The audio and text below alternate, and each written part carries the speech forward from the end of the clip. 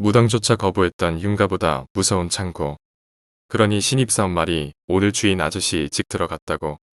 암튼 전 심호흡을 한번 하고 화장실 쪽 보일러 위에 향로를 올리고 좌우에 초 세워놓고 라이터를 꺼내 향을 태웠습니다. 향 냄새가 그득하게 피어오르더군요. 그 와중 신입사원은 부들부들 떨고 앉았고 저도 간이 콩알만해지고 식은땀이 났지만 불쌍하다는 이미지가 먼저 떠올라 그렇게 무섭지는 않았습니다. 암튼 그날은 별일 없이 무당이 시킨 일을 다 마치고 정말 무사히 집으로 돌아갔습니다.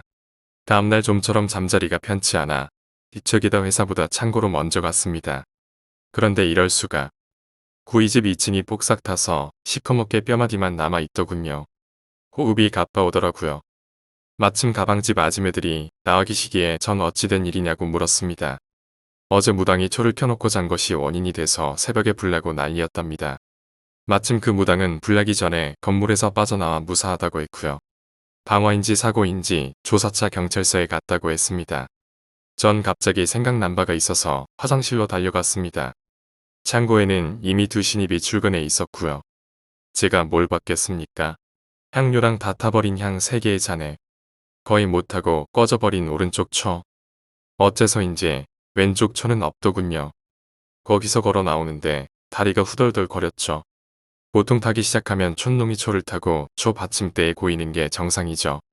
실제로 오른쪽 초는 윗부분이 조금 타서 촌농이 제법 흘러내렸더군요. 왼쪽 없어진 초 받침대를 보니 역시 촌농이 흘러내린 것으로 보아 제법 탄 상태에서 없어진 것 같더군요.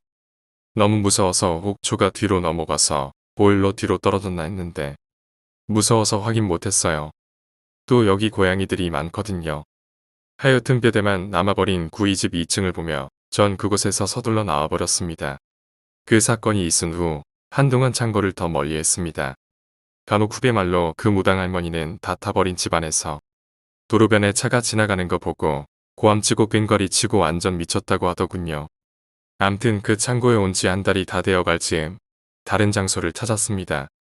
계약했고요. 제 붐을 옮길 일만 남았습니다. 계약 날이 금요일이었고 다음 주 토요일 날 잡고 화물차를 예약해 놓았습니다. 이제 한시름 놓겠구나 하면서 전 새로운 창고에 그때의 최무군이랑 청소를 하기 위해 틈틈이 들렀습니다. 그리고 월요일 저녁에 주인 아저씨께 임대차 계약서 들고 계약하게 하고 보증금 신청하러 갔습니다. 아시죠? 아저씨 8시에 들어오시는 거. 시간 맞춰 가서는 창고에서 조금 떨어진 곳에서 서성거리고 있는데 갑자기 대문이 열리며 오토바이가 나오는 겁니다. 주인 아저씨겠구나 전 생각했죠. 그런데 막 아저씨 부르며 뛰어가려다가 모든 동작이 스톱됐습니다. 아저씨 오토바이 아시죠? 퀵서비스 그 오토바이. 뒷좌석에 짐 실을 수 있도록 만들어 놓은 거. 그 뒷칸에 웬 아가씨가 앉아 있는 겁니다. 무릎까지 오는 원피스 스타일의 단정한 생머리가 엉덩이 근처까지 오고 뒷좌석의 다소곳이 아저씨는 절 못 본 채 시동을 거시고는 아가씨를 태우고 떠나시더군요. 그런데 막 달려가는 찰나에 고개를 돌린 그 아가씨와 눈이 마주쳤습니다. 아저씨 뒤에 앉아서 슬며시 돌아보며 웃는 얼굴. 어찌 보면 얍삽스럽게 비웃는 듯한 그 표정. 어찌 보면 처절할 정도로 서글픈 듯한 그 표정. 정말 지금도 잊을 수 없는 그 표정. 어둠을 묻혀 오토바이가 안 보일 때까지 전 움직일 수 없었습니다. 머릿속이 멍했습니다. 그게 사람일까, 귀신이었을까? 아저씨는 왜 오토바이 아가씨를 태우고 가시나? 내가 귀신 때문에 심신이 피로해져 진짜 사람을 귀신이라고 오해하는 거겠지. 애써 마음을 진정시키고 마음을 추스르며 집으로 돌아갔습니다. 화요일 다음날 저녁엔 두 신입사원을 다그쳐서 함께 기다렸습니다. 그런데 시간이 9시가 넘어가도록 아저씨가 안 오시더라고요. 결국 주인 아주머니께 말씀드리자고 벨을 눌렀는데 아무런 응답이 없습니다. 2층에 사람이 아무도 없었던 거죠. 수요일, 회사서 퇴근 준비를 하고 있는데 난데없이 두 신입사원한테서 전화가 왔습니다. 부장이랑 달려가 보니 주인 집에 등이 여러 개 걸려 있더군요. 그 집 아들은 상복을 입고 울고 있고 정확히 화요일 저녁에 약주 드시고 오토바이를 운행하시다 택시와 정면 추돌하셨답니다. 그 일이 있고 난 다음 돌아온 토요일 아무 탈 없이 새 창고로 옮겼습니다. 전 그 새 창고에서 탱자탱자 하루하루를 보냈습니다. 그런데 부장님이 이제 조금 안정됐을 테니 창고 주인 집에 가서 임대차 계약서 들고 보증금을 받아오라고 시키시더라고요. 다시 가기 싫은 그곳에 또 가랍니다. 먼저 전화드리고 주인 아주머니께 말씀드리니 오라네요. 그 집 대문을 넘어 서기가 너무 힘들고 무섭더라고요. 암튼 처음으로 2층 집 안으로 들어가 보니 일반 사람이 생활하는 그런 평범한 집이더라고요. 주인 아주머니께서는 닭과를 내오시면서 먼저 미안하다고 말씀하시더라고요. 저도 위로의 말씀을 드렸습니다. 아주머니 말씀으로는 원래 술을 못 하시는 분이 그 사건이 있은 후로 술을 드시기 시작해 매일 곤드레 만드레 드셨다는군요. 그리고 간혹 술 기운에 이런 이야기를 종종 하셨답니다. 내가 미리 말했으면 됐을 터인데 다 내 잘못이야. 불쌍한 것. 주인 아주머니는 그냥 범인 잡혔으니 너무 자책하지 마시라고 항상 위로하셨답니다. 그런데 아래층에 계속 사람이 들어올 때마다 귀신이니 뭐니 해서 사람이 다 나가는 바람에 아저씨 더 괴로워했다고 합니다. 그 말을 듣고 제가 그럼 이사 가버리면 되죠 했더니 젊은 시절 정말 어렵게 손수장만한 집이라 너무 애착이 가서 몇 번이고 이사 가자고 말씀드렸는데 막무가내로 버티셨다네요. 그 사건 이후 집안도 기울고 하는 일도 안 되고 하나밖에 없는 아들은 대학에 계속 낙방했다는군요. 공부도 제법 잘해서 서울 탑클래스 학교는 무난하다고 했는데 시험운이 없는지 계속 떨어지고 할 수 없어 이번에 군에 가기로 했다더군요. 암튼 이 집은 아저씨 돌아가시면서 바로 내놓았다고 했고요. 아주머니와 한참 이야기 나눈 후 임대차 계약서를 보여드리고 내일 중으로 보증금 넣어주겠다는 약속을 듣고 나왔습니다. 그런데 막 나서는 찰나 아주머니께서 한 가지 부탁을 하셨습니다. 아들도 힘들어하고 그러니 아래층 쓰레기 좀 처리해 줄 수 있느냐고. 사실 저희가 부랴부랴 이사한다고 아래층 창고는 쓰레기 더미에 조금 엉망이었죠. 전 거절할 수가 없어 알았습니다 하고 그 집을 나왔습니다. 다음날 저랑 최모군이랑 신입 2명 이렇게 4명이서 다시 그 창고로 갔습니다. 쪽방에 쌓여있는 제품 빈 포장 박스며 여러가지 쓰레기 더미를 치우기 시작했습니다. 그때까지도 닫혀있는 창문을 아무도 열 생각을 안 했죠. 쪽방을 거의 다 정리해갈 때쯤 벽지가 너무 너덜너덜거리길래 확 잡아당겼습니다. 풀칠을 제대로 하지 않았는지 창문 쪽까지 벽지가 쫙 벗겨지더군요. 그런데 벗겨진 벽지를 둘둘 말아서 던지고 고개를 돌리는 순간 벽지 안에 또 다른 벽지가 있었다는 걸 알았습니다. 시커멓게 탈색된 벽지. 자세히 들여다보니 뭔가 피 같았습니다. 그 주변 군데군데 벽지가 벗겨진 걸 보면 대충 닦아내고는 그 위에 세로 도배를 한 듯 싶었지요. 그런데 그 낡은 벽지 위에는 낙서 몇 개가 있었습니다.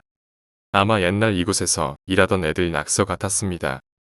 몇 가지 낙서 중에 시간이 표시된 낙서가 눈에 들어오더군요. 강현정, 이은미, 박정호 10월 12일 11시 30분에 씀.